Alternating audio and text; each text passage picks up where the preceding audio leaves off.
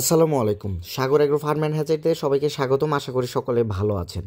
আজকে মেইনলি আলোচনা করব কোয়েল পাখি ফ্লোরে পালন করবেন নাকি খাঁচায় পালন করবেন।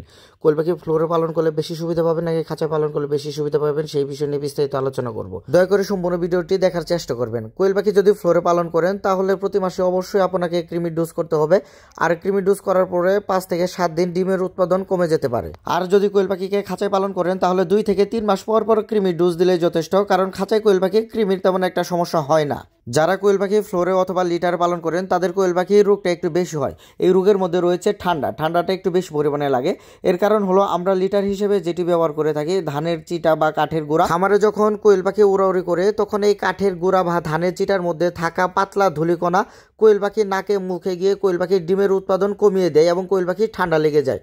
পরবর্তীতে দেখা যায় কোয়েল পাখি ঠান্ডা ডোজ করতে করতে অনেক টাকা খরচ হয়ে যায়। অন্যথায় যারা খাঁচায় কোয়েল পাখি পালন করেন তাদের কোয়েল পাখির এই লিটার বা তুষ থেকে ঠান্ডার কোনো সমস্যা হয় না। কোয়েল পাখি লিটার বা ফ্লোরে পালন করলে আরেকটি বড় অসুবিধা হলো আমরা যে কোয়েল পাখিকে খাদ্যের পাত্র বা পানির পাত্র দেই, দেখা যায় কোয়েল পাখি এই খাদ্যের পাত্র বা পানির পাত্রের মধ্যে গিয়ে মাঝে মাঝে মলমূত্র ত্যাগ করে। পরবর্তী এই ময়লাযুক্ত খাবার বা পানি কোয়েল পাখি খাওয়ার ফলে দেখা যায় কোয়েল পাখির আমাশার একটি সমস্যা হয়। আর খাঁচায় কোয়েল পাখি পালন করলে দেখা যায় কোয়েল পাখির আমাশার এই সমস্যাটি হয় না, কারণ কোয়েল পাখিকে সবসময় ফ্রেশ খাদ্য এবং ফ্রেশ পানি দেওয়া যায়। যারা কোয়েল পাখি লিটারে বা ফ্লোরে পালন করেন তাদের প্রতি মাসে লিটার বাবদ কিছু টাকা খরচ হয়। আর খাঁচায় কোনো রকম লিটার বা তুষ লাগে না বিদায় খাঁচায় কোনো খরচ নেই। যারা কোয়েল পাখি লিটারে বা ফ্লোরে পালন করেন তাদের ডিমের প্রোডাকশন খাঁচায় যারা কোয়েল পাখি পালন করেন তাদের ডিমের প্রোডাকশনের থেকে 5 থেকে 10% পর্যন্ত কম হতে পারে। আর যারা খাঁচায় পালন করেন তাদের ডিমের প্রোডাকশন সবসময় একই থাকে এবং লিটার ব্যবস্থাপনা থেকে খাঁচায় ব্যবস্থাপনায় ডিমের প্রোডাকশন 5 থেকে 10% পর্যন্ত বেশি পাওয়া যায়। যারা কোয়েল পাখি ফ্লোরে অথবা লিটারে পালন করেন কোয়েল পাখির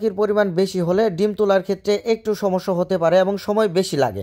এবং ফ্লোরে যারা কোয়েল পাখি পালন করেন দেখা যায় তাদের ডিমগুলো একটু নোংরা টাইপের হয়, যেমন ডিমের মধ্যে মলমূত্র লেগে থাকতে পারে। আর এই অপরিষ্কার বা নোংরা ডিমগুলো বাজারে একটু চাহিদা কম থাকে এবং ডিমের বাজারটা 5 পয়সা বা 10 পয়সা কম পাওয়া যায়, কারণ অপরিষ্কার ডিম কেউই পছন্দ করে। আর যারা খাঁচায় কোয়েল পাখি পালন করেন তাদের ডিম তোলার ক্ষেত্রে কোনো রকম কোনো সমস্যা হয় না এবং অল্প সময়ের মধ্যে ডিমগুলো তুলে ফেলা যায়। এবং খাঁচায় পালন করলে সবসময় ডিম ফ্রেশ থাকে আর ফ্রেশ ডিম বাজারে চাহিদা বেশি। সবসময় ফ্রেশ ডিম থেকে 5 থেকে 10 পয়সা ডিমের দাম বেশি পাওয়া যায়। খাঁচায় আরেকটি বড় সুবিধা হলো অল্প জায়গায় অধিক পরিমাণে পাখি পালন করা যায়। আর যারা বাচ্চা হ্যাচিং করেন খাঁচায় তাদের হ্যাচিং রেট অনেক বেশি পাওয়া যায়। খাঁচায় সবচেয়ে বড় একটি অসুবিধা হলো এই মলমূত্র পরিষ্কার নিয়ে। খাঁচায় যারা কোয়েল পাখি পালন করেন তাদের সর্বোচ্চ 2 দিনের মধ্যে মলমূত্রগুলো পরিষ্কার করতে হয়, অন্যথায় খাঁচায় দুর্গন্ধ হতে পারে। সেক্ষেত্রে লিটারে এই মলমূত্র পরিষ্কার নিয়ে তেমন একটা কোনো ঝামেলা নেই, 7 থেকে 10 দিন পর পর লিটার চেঞ্জ করলেও হয়। আর লিটারে একটু অসুবিধা হলো যখন পুরাতন লিটার ফেলে দিয়ে নতুন লিটার দিবেন তখন দেখা যাবে পাখির একটু ঠান্ডা লাগার সমস্যা দেখা দিবে। যদি 70% নতুন লিটার এবং 30% পুরাতন লিটার এই দুটো মিক্স করে যদি লিটার হিসেবে ব্যবহার করেন তাহলে কোয়েল পাখির এই ঠান্ডার সমস্যাটি হবে না।